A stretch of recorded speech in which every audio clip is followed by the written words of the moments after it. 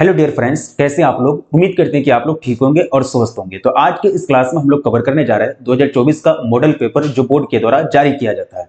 ये model paper का objective question आपको करा दिया गया है। आज के इस क्लास में हम लोग इस मॉडल पेपर का सब्जेक्टिव क्वेश्चन को कवर करेंगे। ठीक है, काफी इंपॉर्टेंट क्लास होगी, शुरू से लेकर के लास्ट तक देखनी है। और आपको पता ही है कि 20 से 25 मार्क्स आपके बोर्ड एग्जाम में सब्जेक्टिव और ऑब्जेक्टिव मिलाकर के मॉडल पेपर से सेम टू सेम आपको पूछा जाता है। हालांकि उसके रूप अलग होते हैं, लेकिन जो क्वेश्चन का जो पैटर्न रहता है यही आपका रहता है मॉडल पेपर का। ठीक है, इसलिए इसको कवर करना बहुत ही जरूरी है बोर्ड एग्जाम में बैठने से पहले। तो काफी इजी और आसान लैंग्वेज में सब्जेक्टिव क्वेश्चन को कवर करने का प्रयास करेंगे।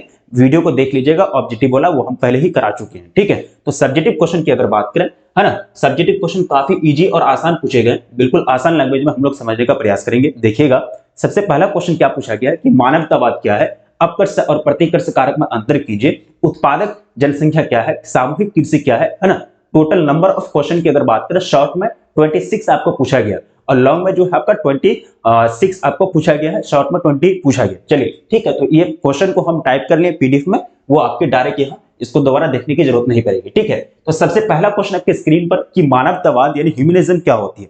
मानवतावाद यानी ह्यूमनिज्म से आप क्या समझते हैं, इसको डिफाइन करें। ये आपका क्वेश्चन आया बोर्ड एग्जाम में। देखिए, मानवतावाद यानी ह्यूमनिज्म एक विचारधारा है।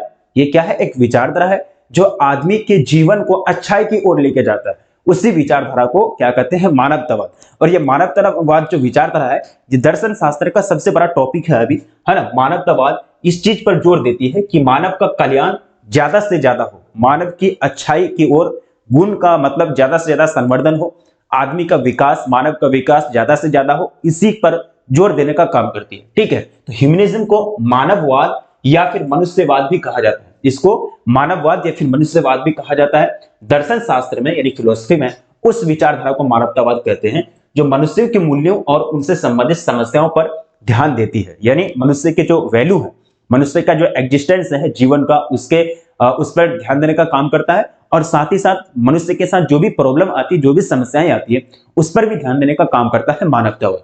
ठीक है, मानवतावाद एक संपूर्ण जीवन दृष्टि है जो मानवीय तर्क, नैतिकता और न्याय पर का समर्थन करती है ना। मानवीय तर्क यानी एक दृष्टि है, यानी कहने का मतलब ये हुआ कि मानवतावाद जीवन जीने का एक जरिया है, एक विचारधारा है, बेस्ट विचारधारा है, एक अच्छा विचारधारा है। और ये विचारधारा के अंदर मानवीय तर्क को ज्यादा महत्व दिया गया है। मानव की जो सोचने की क्षमता है, जो तर्क करने की क्षमता है, उस पर ज्यादा जोर दिया गया। साथ ही नैतिकता और न्याय का समर्थन भी करती है। नैतिकता का मतलब हुआ मोरालिटी, नैतिकता का मतलब क्या हुआ? मोरालिटी, यानी मोरालिटी पर ज्यादा जोर देती है। मोरालिटी अगर आपके अंदर नहीं है तो फिर आपको एक तरह से सही और गलत का ज्ञान नहीं होगा। मोरालिटी जिसके अंदर ज्यादा है, नैतिकता ज्यादा है, उसको सही और गलत का ज्ञान होता है। ठीक है, उसके बाद आपकी न्याय, यानी जो न्याय है, जो सही रास्ता है, उस चीज पर ये जोर देने का काम करती है। इसी को कहते हैं मानवतावाद यानी ह्यूमनिज्म। ठीक है, अब चलिए अगला क्वेश्चन क्या पूछा गया कि अपकर्ष और प्रतिकर्ष कारक में अंतर बताइए, है ना। डिफरेंस बिटवीन अपकर्ष एंड प्रतिकर्ष कारक, pull factor and push factor. ठीक है, ये दोनों के बीच हम लोगों को डिफरेंस करना है। ये डिफरेंस कई बार आपको बोर्ड एग्जाम में पूछे जा सकते हैं। ठीक है, तो अपकर्ष और प्रतिकर्ष कारक किसके लिए सॉरी, अपकर्ष और प्रतिकर्ष कारक आपके किसके लिए उत्तरदायी होते हैं? प्रवास के लिए उत्तरदायी होते हैं, है ना। प्रवास जो होता है एक जगह से दूसरे जगह जाने की प्रक्रिया, चाहे आप प्रवास किसी भी कारण से कर रहे हो, ठीक है, एक जगह से दूसरे जगह आप जा रहे हैं अपनी इच्छा के अनुसार या फिर मजबूरी में जा रहे हैं, वो आपका क्या कहलाएगा? प्रवास कहलाएगा। इसके दो कारक होते हैं या फिर दो कारण होते हैं, अपकर्ष कारक और प्रतिकर्ष कारक। अपकर्ष कारक आकर्षित करता है और प्रतिकर्ष कारक प्रकृति का तरफ से आता है।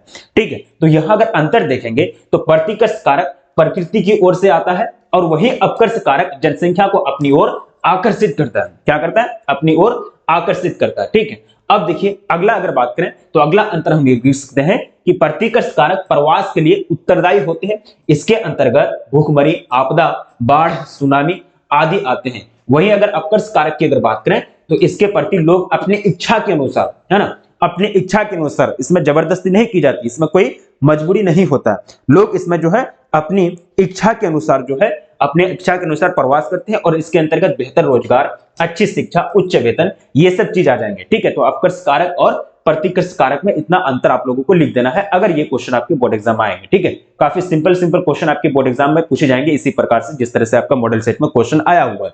ठीक है, अब देखिए अगला क्वेश्चन आया कि उत्पादक जनसंख्या किसको कहते हैं। देखिए, उत्पादक जनसंख्या जो अर्थव्यवस्था में उत्पादन की क्रिया में सहायक होता है उसी को कहते हैं उत्पादक जनसंख्या। उत्पादन की क्रिया में जो जनसंख्या सहायक होगा उसी को क्या कहेंगे, उत्पादक जनसंख्या। अब यहां हम बात करेंगे उत्पादक जनसंख्या की, अगर बात करेंगे तो ये कार्यशील जनसंख्या होगा, जो कार्य करेगा उसी को कहेंगे उत्पादक जनसंख्या। कार्यशील जनसंख्या पढ़े है ना, कार्यशील समूह है ना, क्रियाशील समूह, उसी को जो जनसंख्या अर्थव्यवस्था में किसी भी सेवा या वस्तु के उत्पादन में सहयोग देती है उसी को कहेंगे उत्पादक जनसंख्या, यानी प्रोडक्टिव पॉपुलेशन। वह जनसंख्या जो अर्थव्यवस्था में वस्तु तथा सेवा के उत्पादन में योगदान देती है उसे उत्पादक जनसंख्या या सक्रिय यानी एक्टिव पॉपुलेशन यानी सक्रिय जनसंख्या कहते हैं। जैसे कि 15 से 64 वर्ष के लोगों को उत्पादक जनसंख्या कैटेगरी में रखा गया, क्योंकि ये लोग काम करते हैं, क्रियाशील हैं, अर्थव्यवस्था में काम करते हैं, तो ये क्या कहलाएंगे, उत्पादक जनसंख्या। हम क्या है, उत्पादक जनसंख्या। ठीक है, कोई मजदूर जो को काम कर रहा है वो भी एक उत्पादक जनसंख्या, कंपनी में जो कोई काम कर रहा है वो भी एक उत्पादक जनसंख्या। ठीक है, जो लोग काम नहीं कर रहे जैसे कि बच्चे हो गए है ना, 0 से 14 वर्ष के बच्चे और 65 साल प्लस वृद्ध लोग हो गए जो कोई काम नहीं करता, बच्चा और बूढ़ा कोई काम नहीं कर रहे हैं। ठीक है, वृद्ध लोग और बच्चे कोई काम नहीं कर रहे तो वो लोग उत्पादक जनसंख्या नहीं कहलाएंगे। ठीक है, तो काम कर रहे हैं वो उत्पादक जनसंख्या कहलाएंगे। अब देखिए अगला क्वेश्चन आया कि सामूहिक कृषि क्या होती है, यानी कलेक्टिव फार्मिंग क्या होता है। समूह के द्वारा एक साथ मिल करके, एक समूह में मिल करके खेती करना ही क्या कहलाता है, सामूहिक कृषि कहलाता है। ठीक है, सामूहिक कृषि का मतलब हुआ एक साथ मिल करके खेती करना ही क्या कहलाता है, सामूहिक कृषि कहलाता है। अब यहां देखिएगा सामूहिक कृषि यानी कलेक्टिव फार्मिंग, इस कृषि में उत्पादन के साधन पर पूरा समाज का अधिकार होता है, पूरा समाज मिल करके क्या करते हैं, खेती करते हैं। यह कृषि सामूहिक श्रम पर आधारित है, यानी मिलजुल करके मेहनत करते हैं, काम करते हैं। इसमें पूरा समाज मिलजुल कर एक ही साथ कृषि करते हैं। इस कृषि को सबसे पहले रूस सोवियत संघ अर्थात सोवियत संघ ने अपनाया, जहां इसे कोलक खोज के नाम से जाना जाता है। किसके नाम से, कोलक खोज के नाम से रूस में जाना जाता है। और सामूहिक कृषि क्या है, सिंपल सा चीज है, समाज के सभी लोग अगर एक साथ मिलकर के खेती करेंगे ताकि उत्पादन ज्यादा हो, इस उद्देश्य से अगर एक साथ मिलकर के सभी लोग अगर खेती करेंगे तो वो क्या कहलाएंगे, कलेक्टिव फार्मिंग यानी सामूहिक कृषि। उसको क्या कहेंगे, कलेक्टिव फार्मिंग यानी सामूहिक कृषि कहेंगे। समझ गए। तो और सबसे पहले इसको सोवियत संघ यानी रूस ने अपनाया, जहां इसका नाम क्या रखा गया, कोलक खोज रखा गया। ठीक है, अब देखिए अगला क्वेश्चन आपकी स्क्रीन पर पूछा गया कि रबर उत्पादक किन्हीं 2 देशों के नाम बताइए। तो रबर सबसे पहले हम जानते हैं कि रबर जो है, रबर आपका रोपण कृषि का मुख्य उत्पाद है। रबर क्या है, आपके रोपण कृषि का मुख्य उत्पाद है, इसको हम लोग जानते हैं। ठीक है, रोपण कृषि का मुख्य उत्पाद है। और ये जो है आपके इसका रोपण कृषि का जो विकास किया था ये औपनिवेशिक काल में ही हो चुका था। इसका विकास औपनिवेशिक काल में अंग्रेजों ने अपने अपने औपनिवेशिक देशों में जहां जहां वो कब्जा करके रखे थे तो वहां रबर की खेती, कोको की खेती, कहवा की खेती यानी जो रोपण फसल है उसकी खेती को बढ़ावा दिया। ठीक है, और रबर की खेती का अब जो है सिर्फ 2 देश नाम पूछा गया तो उतना तो हम लिख सकते थे, 2 देश का नाम लिखने से पूरा नंबर नहीं मिलेगा, नंबर कटने के चांस है। ठीक है, तो यहां क्या करना है कि थोड़ा सा लिख देना रबर की कृषि के बारे में। रबर उत्पादन करने वाले 2 देश, मलेशिया सबसे नंबर 1 में है। ठीक है, उसके बाद थाईलैंड, मलेशिया, थाईलैंड, चाइना भी दे सकते हैं, चाइना भी अच्छा खासा रबर का उत्पादन कर रहा है। ठीक है, तो ये चीज आपकी हो गई रबर उत्पादक देश के नाम। अब देखिए अगला क्वेश्चन, औद्योगिक बस्ती किसको कहते हैं। वह बस्ती जहां उद्योग वगैरह स्थापित किए गए हैं उसी को क्या कहेंगे, औद्योगिक बस्ती, है ना, इंडस्ट्रियल, है ना, सेटलमेंट्स। तो इस बस्ती में जो उद्योग धंधे हैं वो काफी विस्तृत होंगे और अच्छे तरीके से यहाँ उद्योग धंधे बैठाए जाएंगे। अब यहाँ देखिएगा इसमें कारखाने और अन्य औद्योगिक भवन होते हैं, यानी उद्योग धंधा यहाँ चलता है।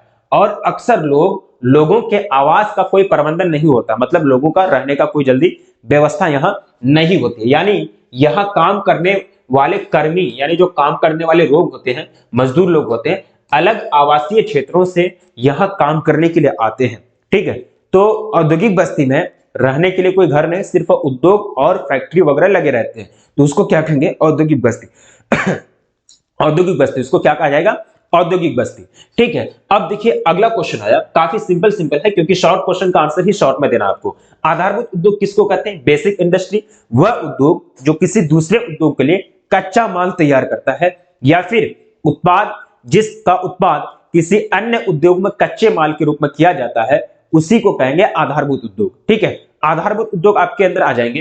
तो आधारभूत उद्योग वह उद्योग जिनके उत्पादन या कच्चे माल पर दूसरा उद्योग निर्भर करता है उसी को क्या कहेंगे, बेसिक इंडस्ट्री यानी आधारभूत उद्योग। जैसे लोहा इस्पात उद्योग, तांबा परगलन वो एल्यूमिनियम परगलन उद्योग, तो ये सब क्या है, आपकी बेसिक इंडस्ट्री है, आधारभूत उद्योग है। ये सब क्या है, आपके बेसिक इंडस्ट्री आधारभूत उद्योग है। लोहा उद्योग पर सारा चीज डिपेंड कर रहा है ना। लोहा उद्योग पर जो है सारा चीज डिपेंड क्यों कर रहा है, क्योंकि कच्चा लोहा से लगभग सभी कारखाने जो है कच्चा लोहा का प्रयोग कर रहे हैं। लोहा उद्योग क्या है, आधारभूत उद्योग है। और लोहा उद्योग में क्या बनता है, लोहा बनता है। लोहा से फिर वह दूसरा तीसरा फैक्ट्री में कच्चा माल लोहा जाता है, क्योंकि लोहा से ही ना मशीन वगैरह बन रहा है। जो भी मशीन गाड़ियां वगैरह बन रही है, जो भी मोटर कार वगैरह बन रही है, वो लोहा से बन रहा है। तो जो चीज से बन रहा है सामान, उसको कच्चा पदार्थ कहते हैं ना। तो लोहा तो उसके लिए जो कंपनी है जो गाड़ी वगैरह बना रही है, तो उसके लिए कच्चा माल हो गया। और लौह इस्पात उद्योग के लिए लोहा जो है एक प्रोडक्ट हो गया फाइनली। और लौह इस्पात में लोहा कहां से तैयार किया जाता है, खनिज से, है ना। खनिज को निकाल करके लोहा तैयार किया जाता है, लोहा या बनाया जाता है। लोहा इस्पात उद्योग में लोहा बनाया जाता है, समझे। और वो लोहा का उपयोग दूसरा फैक्ट्री में किया जाता है गाड़ी बनाने के लिए।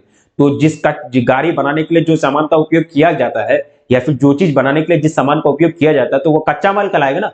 तो ये देखो, हम यहाँ समझने का प्रयास करना, यह कंफ्यूजन मत होना। आधारभूत उद्योग जैसे कि लोहा इस्पात उद्योग है, एक है लोहा इस्पात उद्योग, ठीक है।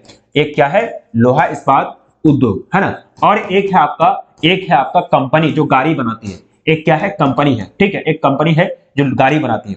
अब ये लोहा इस्पात उद्योग जो है, ये लोहा बनाएगा। ये क्या करेगा, लोहा बनाएगा।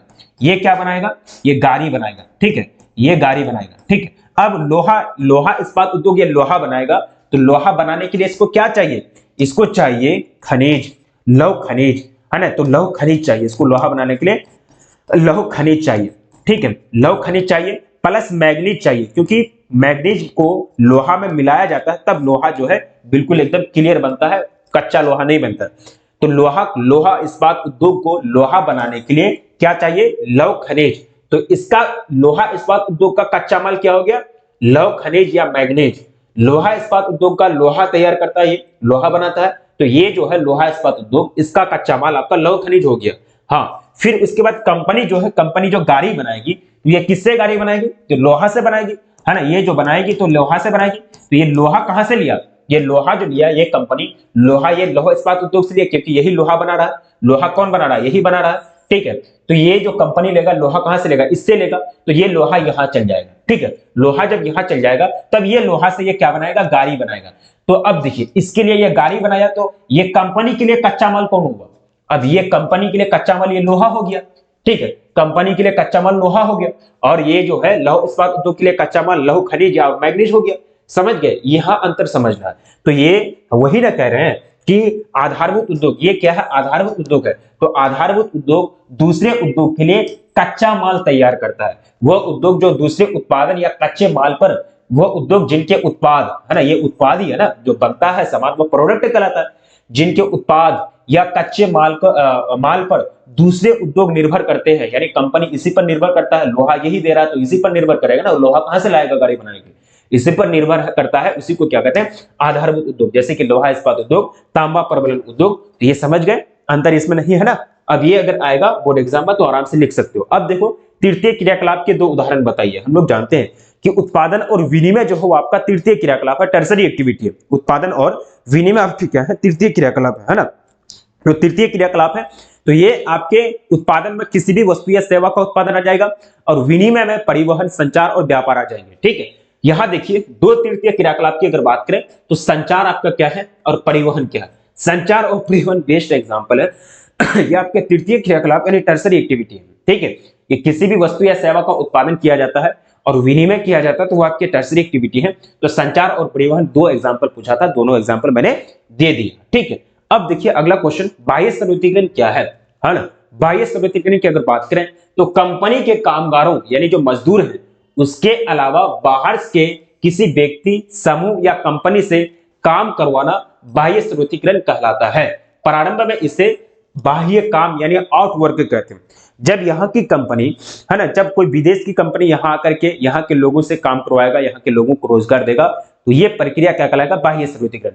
इस प्रक्रिया को क्या कहेंगे, बाह्य सर्वतीकरण। जब यहाँ की कंपनी विदेश जाकर के वहां रोजगार देगा, तो वहां के लिए क्या कहलाएगा, बाह्य स्रोतीकरण। वहां के लिए क्या कहलाएगा, बाह्य स्रोतीकरण। ठीक है, बाह्य स्रोतीकरण समझ गए, बाह्य स्रोतीकरण समझ गए। अब देखो सड़क परिवहन की किन्हीं दो समस्याओं को बताइए। ठीक है, तो सड़क परिवहन की किन्हीं दो समस्या जो है, सड़कों पर जनसंख्या का अधिक भार, है ना, जनसंख्या अधिक भीड़ भाड़ होने से सड़क जाम लग जाती है ना, गाड़ी जाने का जगह है लेकिन जनसंख्या ही पूरा जा रहा है ना, पूरा टोली भर के जनसंख्या ही जा रहा है। तो सड़क पर जनसंख्या का अधिक भार ये परिवहन की एक समस्या है ना, सड़क परिवहन की क्या है, एक बहुत बड़ी समस्या। दूसरा परिवहन ये दे सकते हैं कि राजमार्गों की तरफ टेलीफोन बूथ, पुलिस स्टेशन आदि सुविधाओं की कमी, यानी जो राजमार्ग जो सड़क है, एनएच वगैरह एसएच वगैरह जो बनाए गए हैं, नेशनल हाईवे स्टेट हाईवे जो बनाए गए हैं, तो अगर किसी का कुछ अगर दुर्घटना घट जाती है, कोई एक्सीडेंट अगर हो जाता है, तो पुलिस होना चाहिए, स्टेशन होना चाहिए, मेडिसिन की सुविधा रोड के किनारे होनी चाहिए, लेकिन ऐसा कुछ भी नहीं है, बूथ होना चाहिए। यानी अगर कोई किसी का अगर कुछ हो गया, मतलब अगर कोई या अगर कोई गाड़ी किसी को ठोकर मार दे, थोड़ा बहुत चोट लग गया, तो वहां मेडिकल सुविधा तुरंत वहां पहुंचना चाहिए। एम्बुलेंस भी, सड़क एम्बुलेंस होता है वो भी सुविधा होना चाहिए, लेकिन ये सब कुछ नहीं है।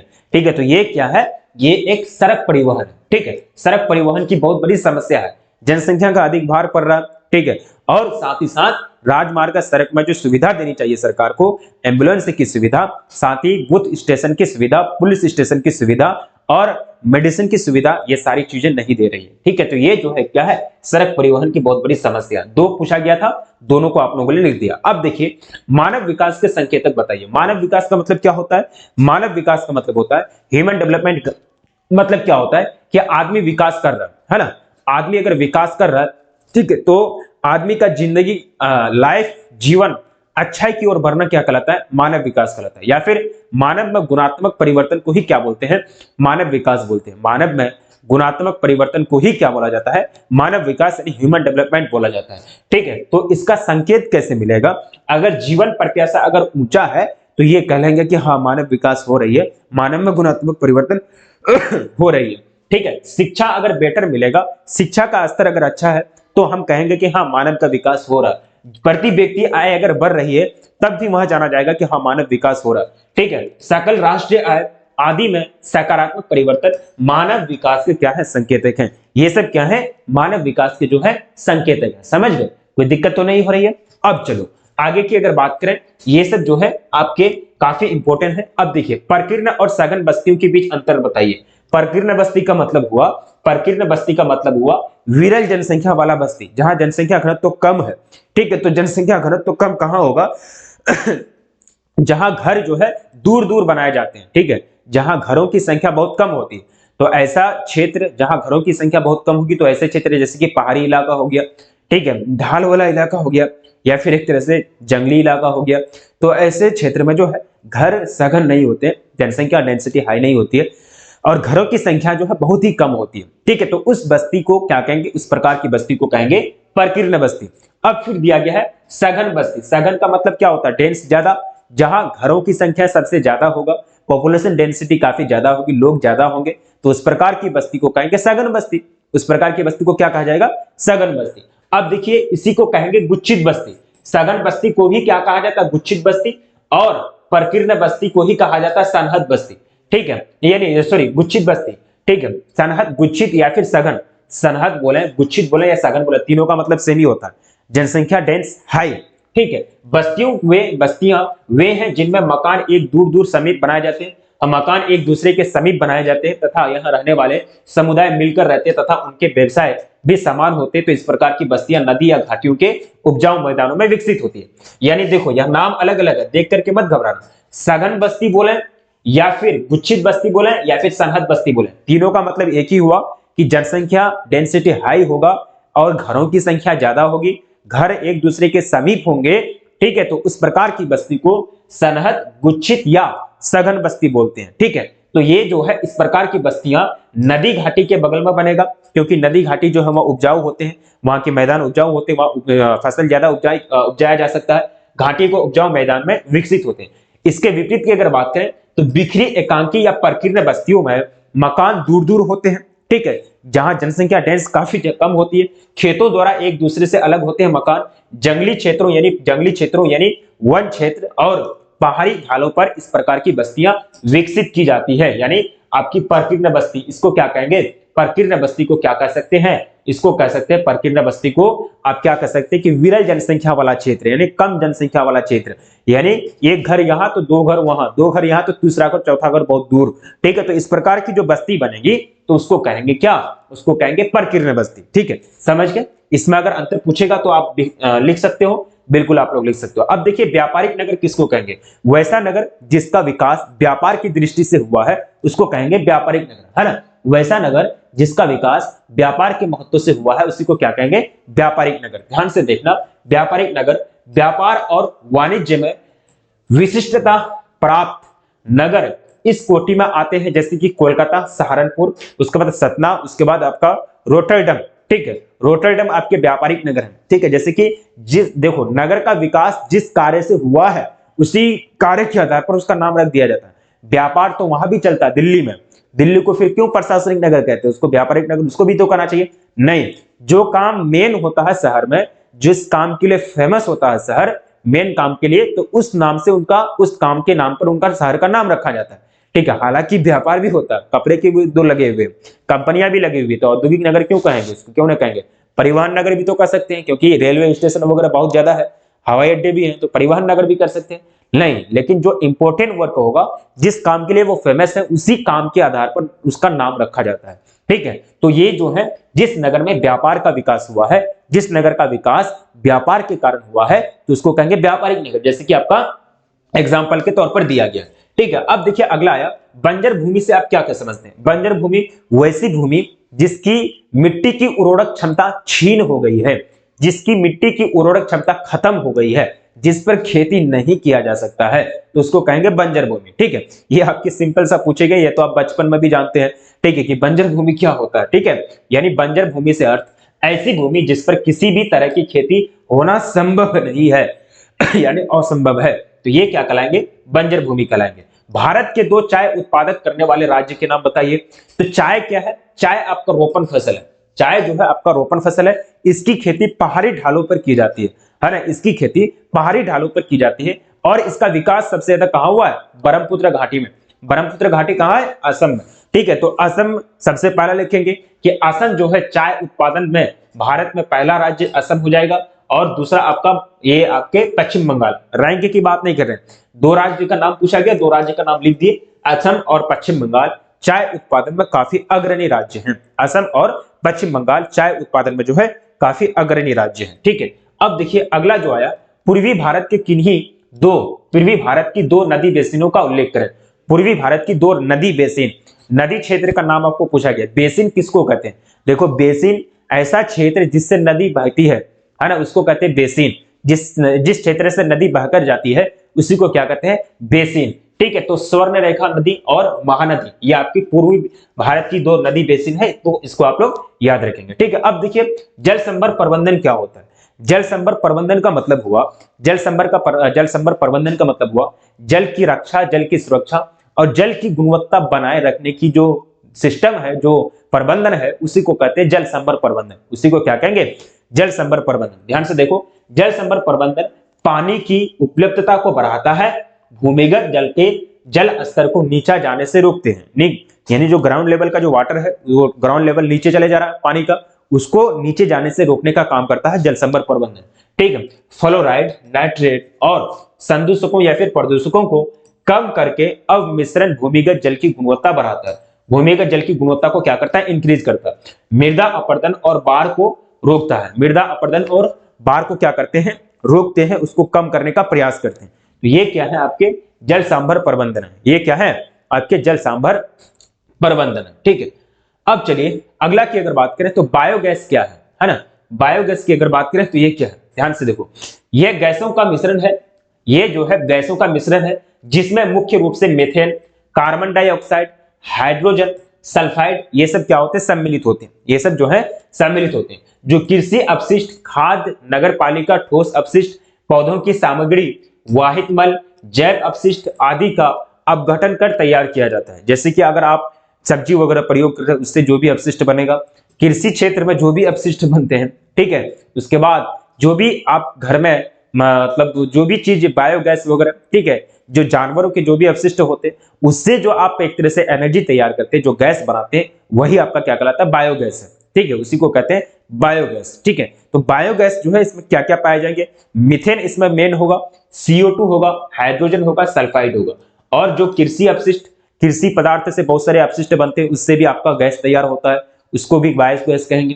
ठीक है, आपके पौधों के सामग्री के अपशिष्ट, उससे भी आपके गैस तैयार होते हैं, वो भी आपका बायोगैस कहलाएंगे। ठीक है, और जानवरों के अपशिष्ट, उससे भी आपका बायोगैस तैयार होते हैं, भैंस है ना, भैंस गाय, ये सब से भी आपका क्या होता है, उसके अपशिष्ट से भी आपका गैस तैयार होता है, तो उसी को कहेंगे बायोगैस। समझ गए।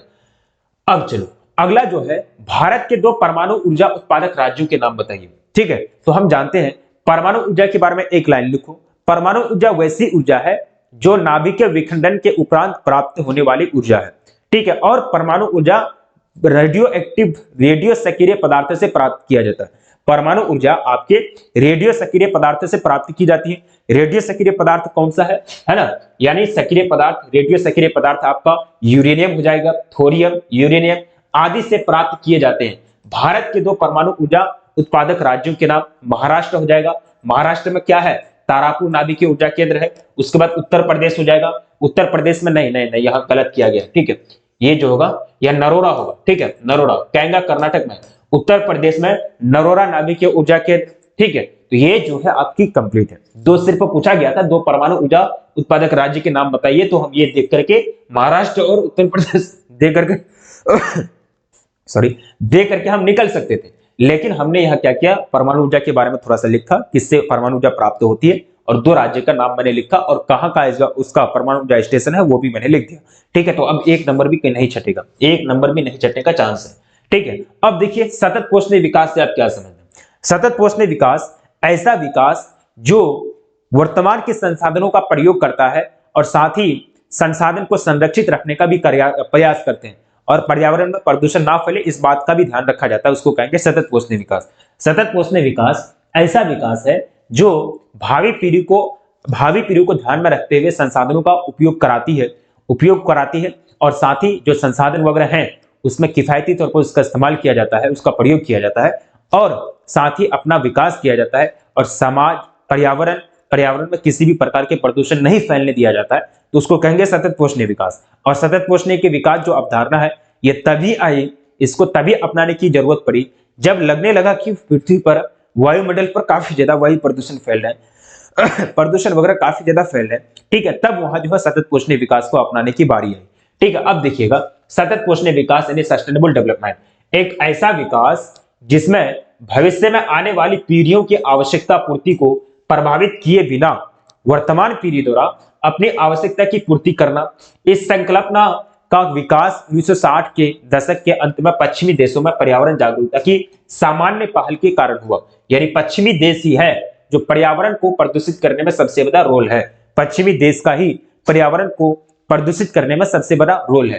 ठीक है, 1960 के दशक में अंत में पश्चिमी देशों में पर्यावरण जागरूकता की समस्या सामान्य पहल के कारण हुआ। संयुक्त राष्ट्र संघ रिपोर्ट के अनुसार, आवर कॉमन फ्यूचर के अनुसार, सतत पोषणीय विकास का अर्थ हुआ कि एक ऐसा विकास जिसमें भविष्य में आने वाली पीढ़ियों की आवश्यकता की पूर्ति को प्रभावित किए बिना वर्तमान पीढ़ी अपनी आवश्यकता की पूर्ति करता है, तो उसी को कहेंगे सतत पोषणीय विकास। यानी सस्टेनेबल डेवलपमेंट में आपके 2 चीज का ख्याल रखा जाता है। पहला जो है इसमें प्रदूषण ना फैले, है ना, पहला क्या है, आर्थिक विकास जोर शोर से हो। ठीक है, पहला क्या है, आर्थिक विकास जो है जोर शोर से हो, आर्थिक विकास की चक्का नहीं रुकना चाहिए। दूसरा क्या है, इसमें पर्यावरण में प्रदूषण ना फैले। ठीक है, पर्यावरण प्रदूषण ना फैले, पर्यावरण प्रदूषण नहीं फैलने दिया जाता है।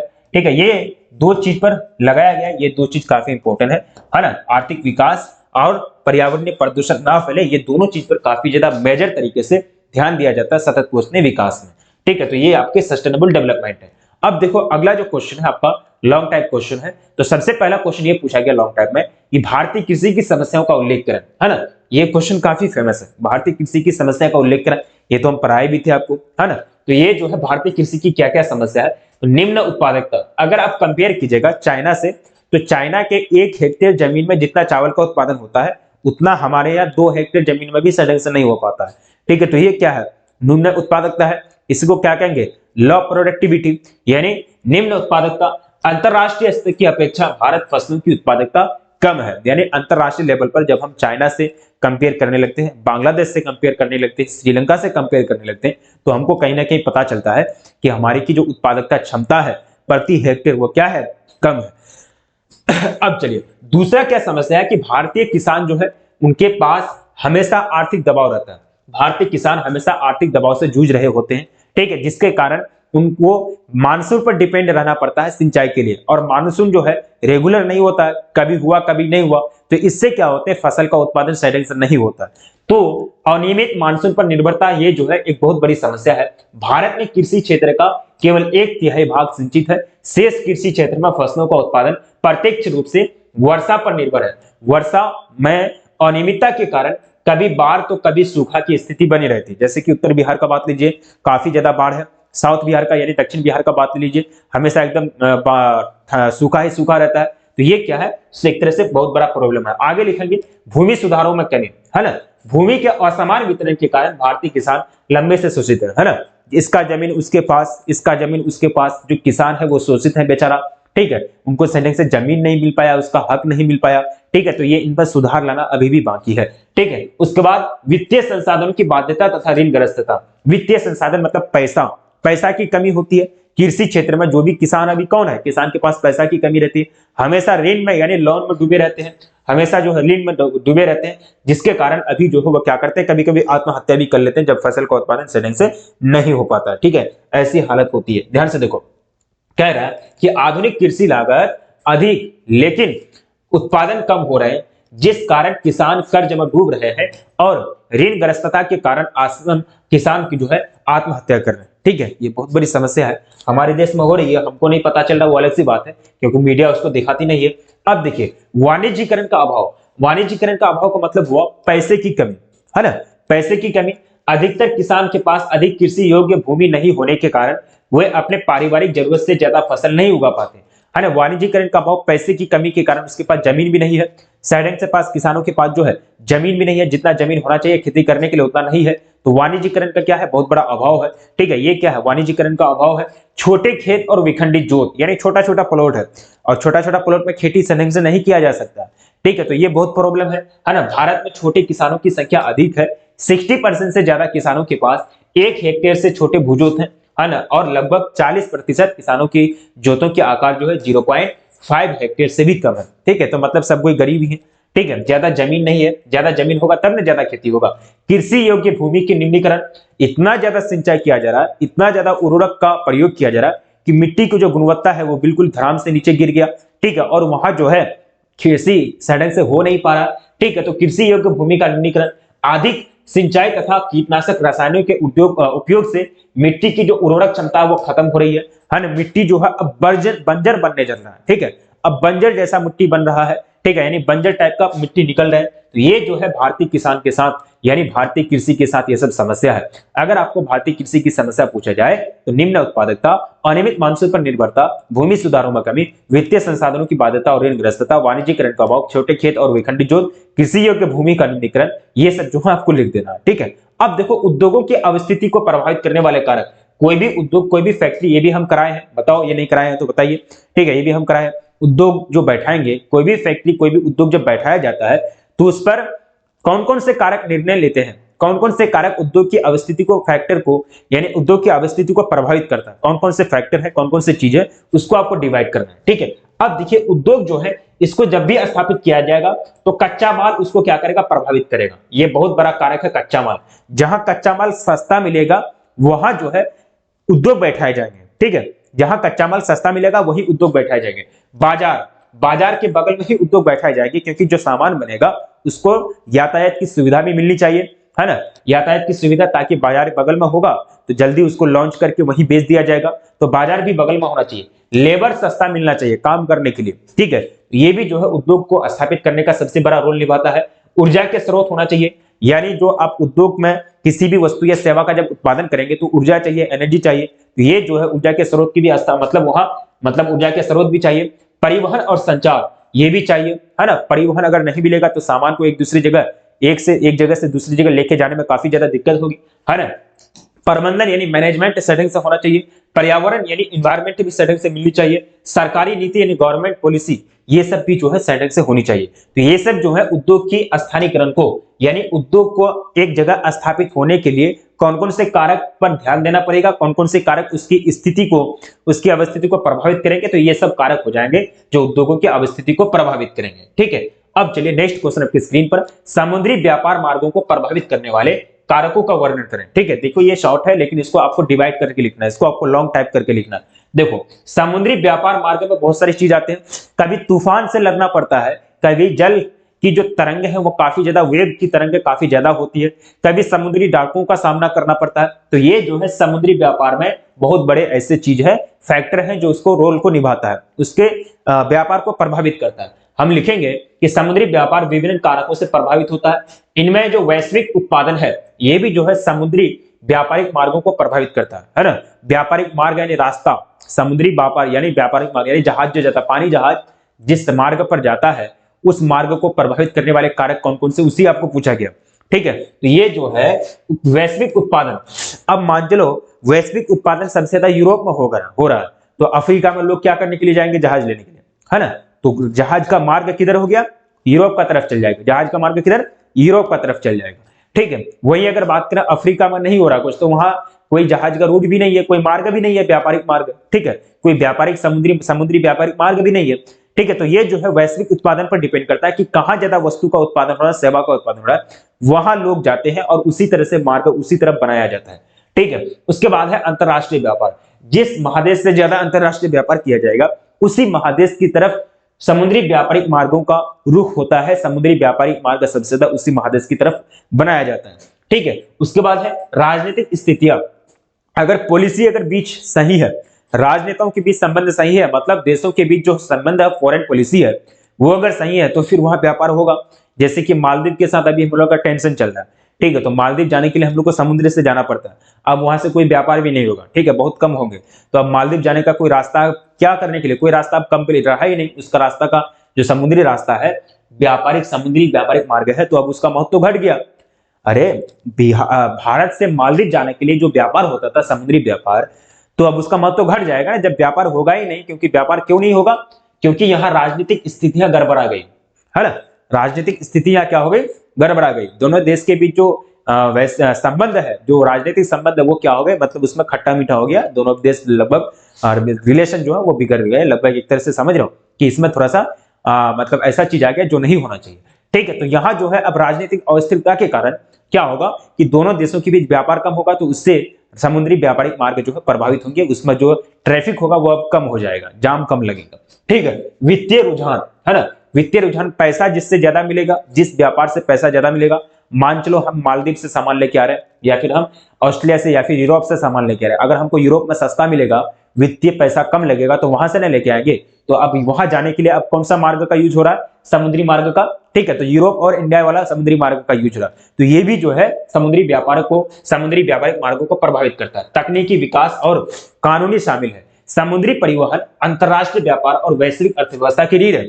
समुद्री परिवहन अगर नहीं होगा तो अंतरराष्ट्रीय व्यापार इतने बड़े लेवल पर नहीं किए जा सकते। ठीक है, समुद्री परिवहन अगर नहीं होगा तो अंतरराष्ट्रीय व्यापार इतने बड़े लेवल पर नहीं किए जा सकते। वैश्विक अर्थव्यवस्था अगर मजबूत है तभी जो है वैश्विक अर्थव्यवस्था को मजबूत करने का काम जो करता है वो समुद्री व्यापार मार्ग करता है। ठीक है, ये क्या है, बैकबोन है, रीढ़ की हड्डी है। ये क्या है, रीढ़ की हड्डी है समुद्री मार्ग, अंतरराष्ट्रीय व्यापार और वैश्विक अर्थव्यवस्था का। ठीक है, ये सब समझ गए। अगर आएगा तो इसको देखो या शॉर्ट में लिखें, लेकिन इसको आप पॉइंट बना करके लिख सकते हो। राजनीतिक स्थिरता बना दिए, एक पॉइंट बनेगा। वित्तीय रुझान बना दिए, एक पॉइंट बनेगा। वैश्विक उत्पादन, एक पॉइंट बनेगा। अंतरराष्ट्रीय व्यापार, एक पॉइंट बनेगा। ठीक है, पॉइंट करके उसको डिवाइड कर देना, थोड़ा सा ज्यादा करके लिखना है इसमें। ठीक है, अब चलिए भारत में पेट्रोलियम के, क्योंकि 5 मार्क्स की क्वेश्चन है, लॉन्ग टाइप क्वेश्चन है। भारत में पेट्रोलियम के उत्पादन और वित्तीय वितरण का मतलब, सॉरी वित्तीय नहीं, वितरण का एक तरह से उल्लेख करें। भारत में पेट्रोलियम का उत्पादन कहां कहां हो रहा है, हम जानते हैं 3 ही क्षेत्र फेमस है, असम का डिगबोई, गुजरात का अंकलेश्वर और मुंबई है। ठीक है, तो ये सब के बारे में लिख देना है। अब यहां देखेंगे उत्तर पूर्वी क्षेत्र की अगर बात करें तो ये भारत का सबसे पुराना तेल क्षेत्र है, जो असम और मेघालय में 1300 किलोमीटर लंबी पेटी में फैला है। इसमें पेट्रोलियम के 4 विकसित क्षेत्र हैं। असम का डिगबोई हो जाएगा, सुरमा घाटी, नहरकटिया और मोरान। ठीक है, सबसे फेमस कौन है, डिगबोई। ठीक है, डिगबोई, सुरमा घाटी, नहरकटिया और मोरान जो है आपके क्या है, उत्तर पूर्वी क्षेत्र में आते हैं। ये उत्तर पूर्वी क्षेत्र में आकर के जो है सबसे ज्यादा क्या करते हैं, तेल का उत्पादन करते हैं, है ना, सबसे ज्यादा तेल का उत्पादन करते हैं आसाम का डिगबोई, ठीक है। और उसके बाद आपका गुजरात का क्या हो जाएगा, अंकलेश्वर, गुजरात का क्या हो जाएगा, अंकलेश्वर। अब पश्चिमी क्षेत्र में अगर बात करें तो ये भारत का दूसरा बड़ा तेल क्षेत्र है, जो गुजरात के खंबात हो जाएगा, लेकिन अंकलेश्वर फेमस है, खंबात, अंकलेश्वर और कलोल हो जाएगा। ये जो है पश्चिमी क्षेत्र है जो पेट्रोलियम का उत्पादन करते हैं। फिर तीसरा क्षेत्र क्या हो जाएगा, समुद्री पत्तन, है ना, समुद्री क्षेत्र, तो इसके अंतर्गत मुंबई हाई तेल क्षेत्र आ जाएगा, सर्वप्रमुख है। यह मुंबई तट से 176 किलोमीटर दूर अरब सागर में स्थित है ना, जहां जापान सरकार की मदद से सागर सम्राट नामक मंच बनाया गया और वहां से तेल निकालने का काम किया जा रहा है, ठीक है। तो ये आपके समुद्री तट हो जाएंगे, समुद्री क्षेत्र और पश्चिमी क्षेत्र और उत्तर पूर्वी क्षेत्र, उत्तर पूर्वी क्षेत्र, पश्चिमी क्षेत्र और समुद्री क्षेत्र। तो भारत में ये सब क्षेत्र पेट्रोलियम उत्पादन में काफी अग्रणी है और ये सब में क्या है, पेट्रोल का वितरण किया गया। अब देखो अगला क्वेश्चन है कि भारत में लोहा इस्पात उद्योग के बारे में लिखे। लोहा इस्पात उद्योग के बारे में आपको कुछ नहीं करना है, जितने कंपनी के नाम बार जानते हैं, टिस्को हो गया, इसको हो गया, जितना भी 2-4 कंपनी के नाम अगर आपको याद होगा उसको डिफाइन कर देना, ठीक है। जितना भी 2-4 कंपनी के नाम आपको याद होंगे उसको डिफाइन कर देना, आपकी आंसर जो है वो फुलफिल हो जाएगी, आपकी आंसर क्या हो जाएगी, कंप्लीट हो जाएगी, ठीक है। ये सारी चीज है। लौह इस्पात उद्योग आधारभूत उद्योग है, ये बताए भी अभी हम, है ना। इससे विभिन्न कल कारखाने के लिए मशीन और यंत्र, कृषि उपकरण तथा परिवहन के साधन बनाए जाते हैं। अब ये देखा, क्योंकि कह रहा है कि भारत में लोहा और इस्पात उद्योग का वितरण है, तो इसमें क्या करना है, टिस्को के बारे में लिख देना है। टिस्को मुंबई कलोल, मुंबई कोलकाता रेल मार्ग पर स्थित है। इस संयंत्र को पानी स्वर्ण रेखा और खरकई नदी से प्राप्त होती है। लोहा नोआमिंडी से, बादाम पहाड़ से, और कोयला जो है झड़िया व रानीगंज से प्राप्त होता है, और जल विद्युत जो है दामोदर घाटी से प्राप्त होता है। ये क्या है, आपका टिस्को है, ठीक है। अब अगला जो है इसको की बात करेंगे। इसको, इसकी 3 इकाई है, कुल्टी में पहला इकाई, दूसरा है हीरापुर में और तीसरा है बर्नपुर में। 3 इसका यूनिट है, 3 ब्रांच है जहां लोहा का उत्पादन किया, लोहा इस्पात का उत्पादन किए जाते हैं। इसे लोहा अयस्क सिंध भूमि से, जल बराकर नदी से, चूना जो पत्थर मिलता है, चूना पत्थर पलामू से, तथा मैग्नीज मध्य प्रदेश से प्राप्त होगा। ये जो है ये क्या है, इसको है, और ये जो है इसको है, ये सरकार के अंडर में काम कर रही है, इसको सरकार के अंडर में काम कर रही है, ठीक है। अब देखिए राउरकेला इस्पात संयंत्र, इसकी स्थापना कब की गई थी, 1954 में, किसके मदद से, जर्मनी की मदद से। कहां, उड़ीसा में, कहां, उड़ीसा में, ठीक है। ये जो स्थापित किया गया, अन्य सुविधाओं के अतिरिक्त इसे कोयल और शंख नदियों से जल तथा हीराकुंड परियोजना से जल विद्युत मिलती है। हीराकुंड परियोजना से इसको इलेक्ट्रिसिटी मिलता है राउरकेला इस्पात संयंत्र को, ठीक है। अब चलिए अगला जो है भिलाई इस्पात संयंत्र, ये कहां है, ये आपका छत्तीसगढ़ में है, जो 1955 में सोवियत संघ के मदद से बसाया गया था। फिर दुर्गापुर है, ये आपका पश्चिम बंगाल में है, जो 1956 में ब्रिटेन के मदद से, ब्रिटेन के मदद से इसको बसाया गया था, दुर्गापुर, है ना, इस्पात संयंत्र। बोकारो इस्पात संयंत्र आपका झारखंड में है, जो आपकी रूस के मदद से बनाया गया था, है ना, 1964 में, किसके सहयोग से, सोवियत संघ, है ना, 1964 में सोवियत संघ था ना, हाँ था, ठीक है। तो सोवियत संघ की मदद से 1964 में ये बोकारो जो है आपके झारखंड में इसको स्थापित किए गए थे, ठीक है। उसके बाद ये 2-4 आप याद रखना, ठीक है, ज्यादा नहीं, ठीक है, जितना आप याद रख सकते हैं, हालांकि यहाँ हम टोटल 9 दिए हैं, ठीक है। अब देखिए सलेम जो है ये आपका कहाँ है, तमिलनाडु में। ये 1982 में इसको बैठाया गया था, इसको बनाया गया था, है ना, सलेम नामक स्थान पर आपके तमिलनाडु में। विशाखापत्तनम, जिसको विजाग भी कहते हैं, विशाखापत्तनम स्टील संयंत्र जो है यह आंध्र प्रदेश के विशाखापत्तनम बंदरगाह पर 1989 को स्थापित किया गया। यह भारत का पहला पत्थर है जो निर्यात की सुविधा प्रदान करता है, ठीक है। तो ये आपको याद रखनी है। टोटल 9 पत्थर के बारे में बताया गया, ठीक है। 9 पत्थर में से कम 4-5 याद रखोगे ना तो आंसर बन जाएगा, ठीक है। टिस्को के बारे में, इसको के बारे में, ठीक है, अगर 4-5 याद रखोगे पत्तन के बारे में तो आपका, हाँ पत्तन यहाँ था, सॉरी पत्तन नहीं, लोहा इस्पात उद्योग, टिस्को, इसको, उसके बाद आपका राउरकेला, भिलाई, दुर्गापुर, बोकारो, बस सलेम, है ना, 4-5 जो फेमस है उसको याद रखो, आपका आंसर बन जाएगा। अब देखिए अगला जो है पर्वतीय विकास, पर्वतीय क्षेत्र विकास कार्यक्रम पर एक संक्षिप्त टिप्पणी लिखा है। हिल एरिया डेवलपमेंट प्रोग्राम क्या है ना, हिल एरिया डेवलपमेंट प्रोग्राम क्या है, इस पर आपको संक्षिप्त टिप्पणी करने के लिए कह रहा है, संक्षिप्त टिप्पणी लिखने के लिए कह रहा है, ठीक है। तो इसमें हम लोग संक्षिप्त टिप्पणी लिखेंगे, ध्यान से देखो। पर्वतीय क्षेत्र विकास कार्यक्रम यानी हिल एरिया डेवलपमेंट प्रोग्राम जो है विशिष्ट पहाड़ी क्षेत्र, जैसे कि आपका पहाड़ी क्षेत्र असम में है, उत्तराखंड में है ना, जो पहाड़ी वाला इलाका है उत्तर पूर्वी राज्य में है हाँ उत्तर पूर्वी राज्य में है, उसके बाद सिक्किम में है, ये सब पहाड़ी इलाका है। तो वहां जो है वो सब क्षेत्र काफी पीछे हैं, उसमें किसी तरह का विकास नहीं हुआ। पहाड़ है तो पहाड़ ही है, कोई ना खेती हो रहा ना घर बस रहा कोई, तो उसका विकास करने के लिए एक प्रोग्राम लाया गया जिसको कहते हैं हिल एरिया डेवलपमेंट प्रोग्राम, है ना। ये जो क्षेत्र विकास कार्यक्रम 5वीं पंचवर्षीय योजना, याद रखना 5वीं पंचवर्षीय योजना में आरंभ हुआ और इसमें उत्तराखंड, मेकिर पहाड़ी और असम की उत्तर कछार की पहाड़ियां, पश्चिम बंगाल की दार्जिलिंग जिला तथा तमिलनाडु के नीलगिरी इत्यादि को मिलाकर 15 जिले इसमें शामिल किए गए। यानी ये प्रोग्राम में पर्वतीय क्षेत्र विकास कार्यक्रम हिल एरिया डेवलपमेंट प्रोग्राम में 15 जिले शामिल किए गए। पिछड़े क्षेत्रों के विकास के लिए बनी राष्ट्रीय समिति ने 1981 में, कब 1981 में सिफारिश की कि देश की उन सभी पर्वतीय क्षेत्रों को पिछड़े पर्वतीय क्षेत्र में शामिल कर लिया जाए जिसकी ऊंचाई 600 मीटर से अधिक है और जिनमें जनजातीय उपयोजना लागू नहीं किया गया। ठीक है, उसको किसमें शामिल किया जाए? पर्वतीय क्षेत्र विकास कार्यक्रम के अंतर्गत जो क्षेत्र पीछे हैं। ठीक है, बस इतना आपको डिटेल याद रखनी है इसके बारे में, ये सब आपको बन जाएगा। ठीक है, इतना जो है आपका बन जाएगा। ठीक है, तो ये सब चीज आपकी कंप्लीट हो गई। तो टोटल 26 आपके क्वेश्चन थे, है ना।